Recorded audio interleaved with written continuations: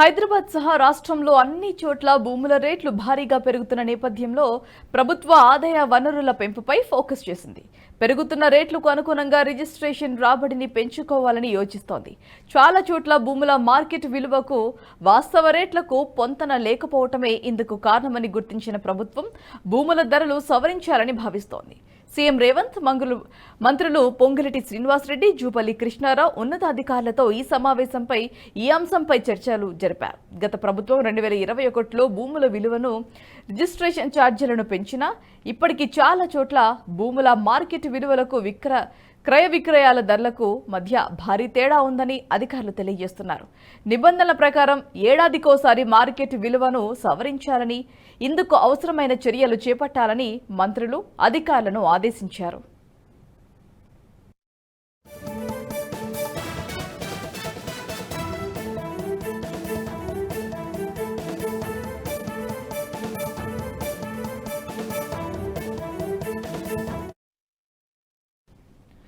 రాష్ట్ర ఆదాయం పెంచేందుకు అన్ని విభాగాల అధికారులు సమన్వయంతో పనిచేయాలని, అవినీతి అక్రమాలకు అడ్డుకట్ట వేయాలని సీఎం స్పష్టం చేశారు.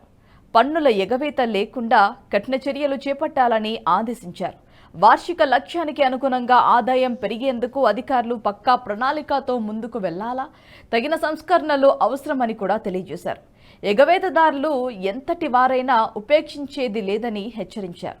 గత ఆర్థిక సంవత్సరంలో ఎన్నికల సీజన్లో మద్యం అమ్మకాలు, విక్రయాలు ఎక్కువగా జరిగినా లక్ష్యానికి అనుగుణంగా ఆదాయం పెరగకపోవడానికి కారణాలపై ఆయన ఆరా తీశారు. అక్రమంగా మద్యం రవాణా, పన్ను ఎగువేత లేకుండా కట్టుదిట్టంగా చర్యలు చేపట్టాలని స్పష్టం చేశారు.